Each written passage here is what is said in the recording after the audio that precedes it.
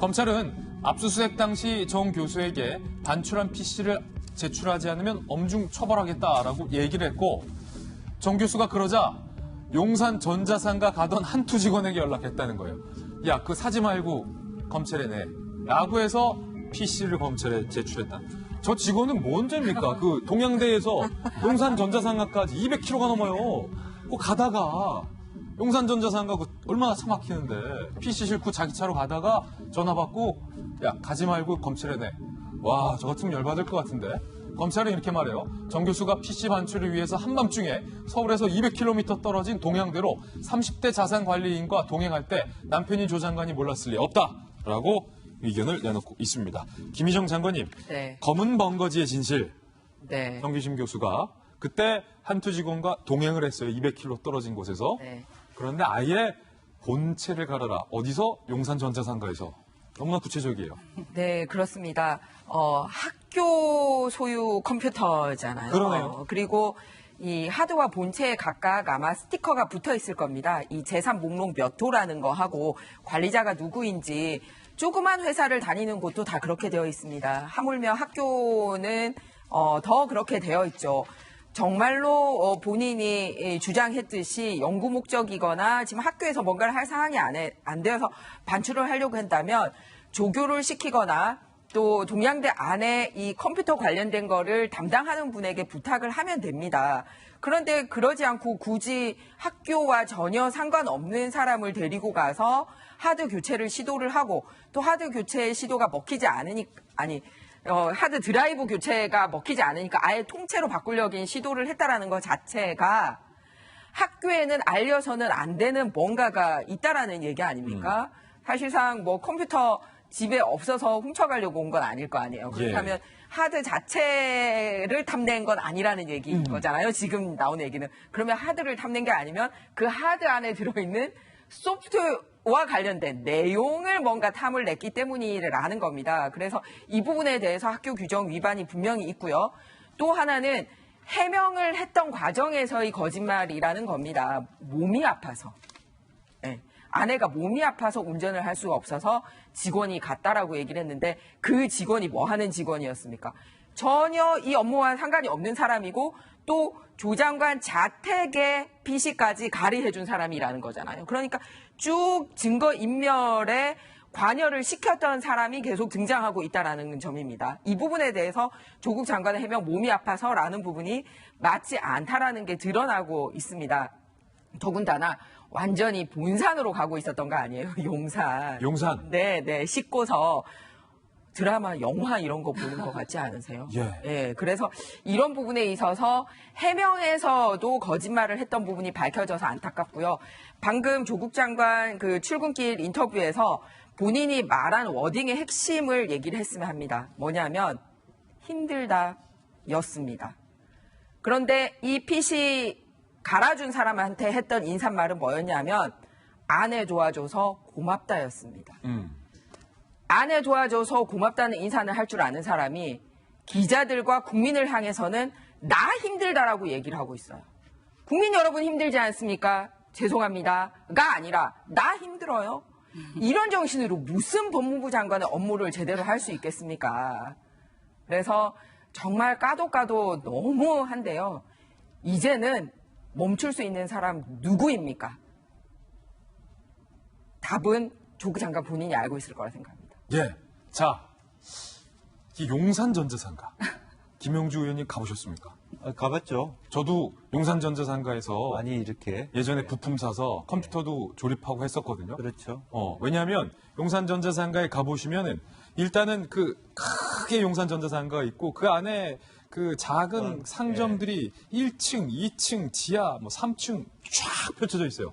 비둘기집처럼 축축축축축축 가기 때문에 왜 용산 전자상가에 갔을까를 생각해 보면 그 수많은 상점들이 있기 때문에 이 한투 직원이 본체를 갈았다 손 치더라도 어느 지점에서 갈았는지 확인하려 확인이 못했을 것 같아요, 나중에.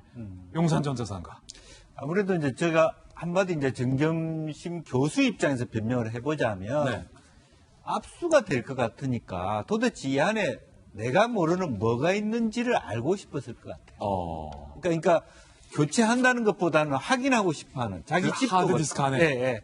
그러니까 실제로 그 부분에는 검찰 조사에 관행해서 예를 들어서 내가 관련된 부분만 검찰이 보면 되는데 모든 내 걸 다 본다, 내 사생활을. 내가 어디에 로그를 하고 그런 기록들이 다 틀리는 데 대한 불안감, 피해자로서는 당연히 있을 수밖에 없습니다. 그러니까 그런 부분이 이제 일정 정도 있을 거라고 생각하고 그래서 이걸 없애기보다는 내가 확인하고 갖고 있다가 제출하자. 별 문제가 없으면 제출한다. 일단 확인하겠다. 예. 그다음에 이제 문제가 있으면 사실 그 다음에 이제 문제가 더 만약 그게 사실이라면 위중한 범죄 행위가 되겠죠. 위조를 방조했다든지 교사했다든지 교사죄가 되는 거 아닙니까? 한두 직원은 시키는 대로 한 거니까요. 이제 그리고 이제 남편은 알았느냐 몰라에 따라서 그것을 방조했냐 아니냐의 문제가 됩니다.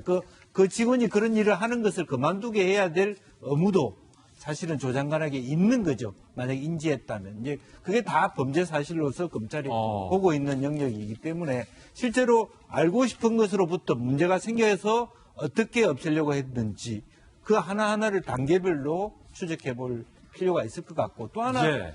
그 아이들 문제와 관련해서 이미 2017년도, 18년도의 문제는 승인이 다 되었습니다.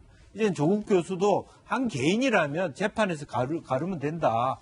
지금 불리한 진술을 할 이유가 없다라고 하는 것은 맞아요. 자기 법과 자기 방어권이 있는 건 맞는데 자기가 일단 공인이 돼 있다는 측면은 좀 다른 것 같습니다.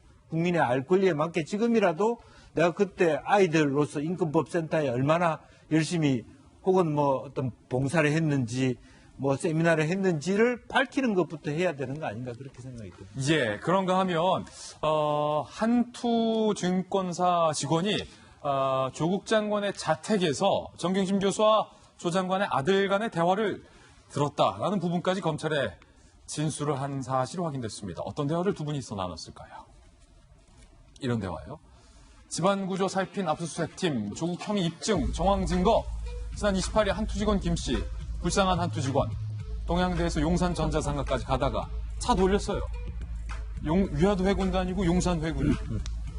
지난 28일 한투직원 김씨, 조국 자택 방문해서 PC 하드디스크를 교체하던 중에 정경심 교수와 조국 장관 아들 간의 대화를 들었다라고 검찰이 진술했다는 거죠. 아들이 내 노트북 하드디스크도 최신 사항으로 바꿔달라.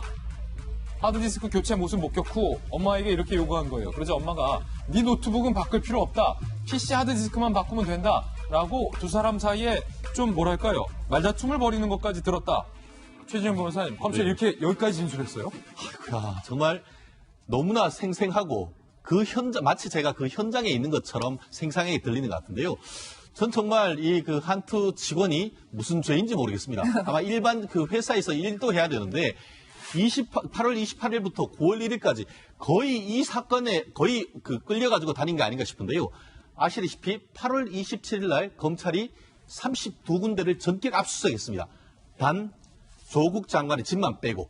그런데 그 다음 날 그렇게 그 정경심 교수가 그 카드 주면서 이거 서초동에 있는 데 가가지고 이제 하드디스크 사오라고 해서 거기에서 이제 갈았던 거 아닙니까?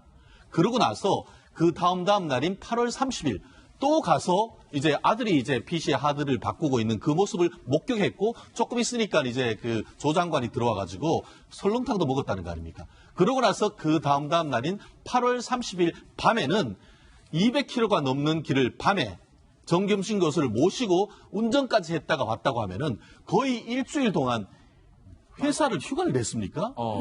저는 정말 이 상황 자체가 이해를 안 되는 것이고 더불어서 제3자적 시각에서 그것을 얘기를 하니까 정경심 교수가 텔레그램이라는 보안 그 SNS를 통해 가지고 너가 나한테 이럴 수 있냐라는 그런 취지의 문자를 보냈다는 그 점도 정말 그 이해하기 어려운 그런 점인 것 같은데요. 이 부분에 있어서 진술이 엮인다고 하면은 경우에 따라서는 나중에 대지를 통해서도 사실을 확인해야 할 것 같습니다.